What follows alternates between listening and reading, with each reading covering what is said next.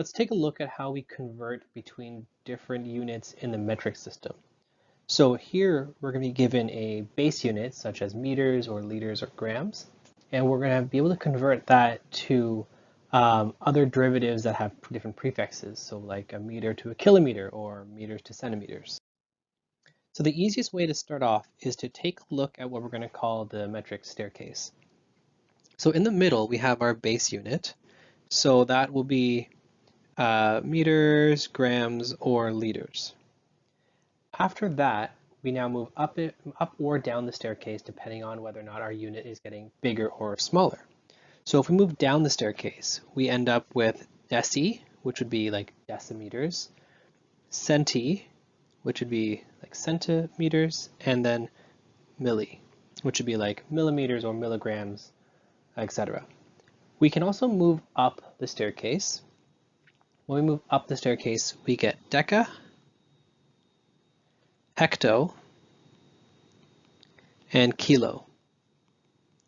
So some of these you're probably very familiar with. Most people are very familiar with milli, centi, and then kilo. The other ones we don't really use too much. The next thing here is that every movement up or down the staircase is all a factor of 10. So what that means is 10 millimeters is going to be equal to 1 centimeter, and then 10 centimeters is equal to 1 decimeter. So the way this works is that whatever number you're starting with, if you're going down the staircase, we're going to be multiplying by 10, because our number is going to get bigger here. So what that means, for example, is 1 kilometer times 10 is going to be 10 hectometers. And every one step down is multiplying by 10, and since we're multiplying, 2 steps down would be 100, it wouldn't be 20. Moving up the staircase is going to be the exact opposite, so you can do one of two things here. We can either divide by 10, or we can multiply by 0.1. Each of these is going to result in the same thing.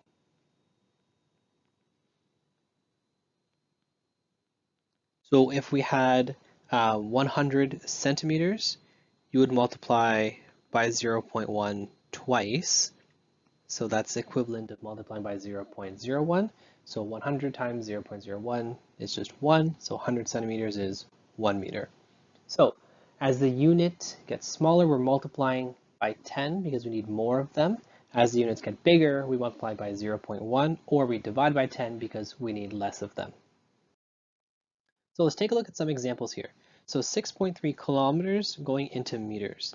So we're going to put 6.3 kilometers right here, and we're going to start at kilo, and we're going to go all the way down to our base unit, because remember that meters is our base unit.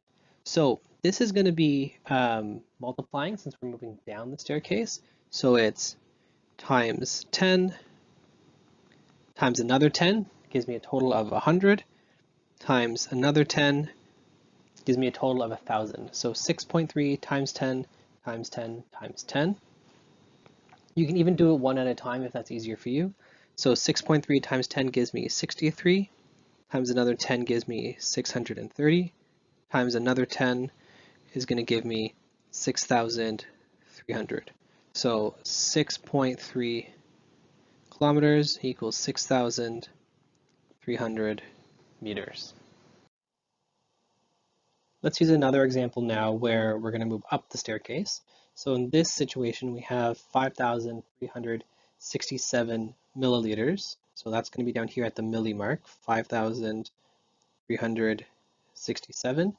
And remember that every step up, we're either dividing by 10 or multiplying by 0.1. It's going to end up being the same result. Our goal here is we're going to start at milli, and we're going to work our way up to our base unit again, which is liters. Now we don't always have to go to the base unit. It could have been milliliters to decaliters or milliliters to centiliters. So in this case, what we're going to do now is we're moving up the staircase. So I'm going to multiply by 0.1. So that times 0.1, we're just moving the decimal place over every time. So it's a little bit easier as we move up the staircase. We're moving the decimal place over to the left. So that gives me 536.1. If I multiply by 0.1 again, that gives me 53.67. If I multiply by 0.1 again, that gives me 5.367. So what this means is that 5,367 milliliters is equal to 5.367 liters. How about if we don't want to use the staircase though, because that can be kind of clunky to have to draw out. What we need to do here is just, if we can remember how many spaces away each set of kind of prefixes is, then we'll be able to do what's going to be called a unit analysis, and that'll be a little bit quicker as you get used to it. So we're going to start off with 1.73 hectograms, and what you need to ask yourself is how many hectograms are in 1 kilogram, because this kilogram is what our end goal is here. So when we're doing a unit analysis, we're going to multiply by a fraction. The fraction is going to have the two units we're dealing with.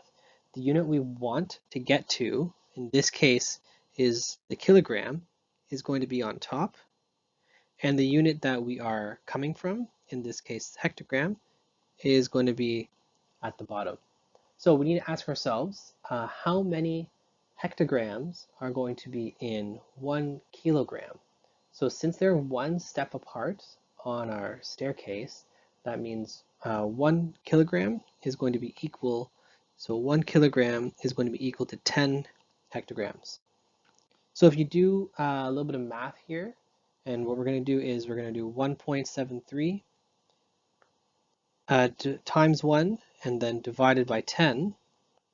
That's going to give us our final answer, which is going to be 0.173 kilograms. So we can say that 1.73 hectograms equals 0.173 kilograms.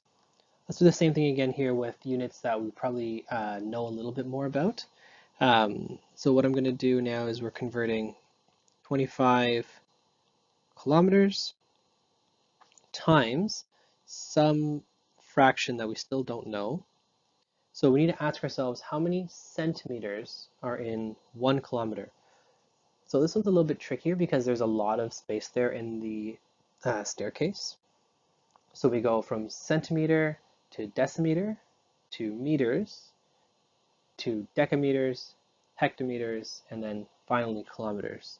So that's going to be 1 kilometer is going to be equal to 100,000 centimeters. So 1 kilometer is going to go on the bottom, and we're going to have 100,000 at the top.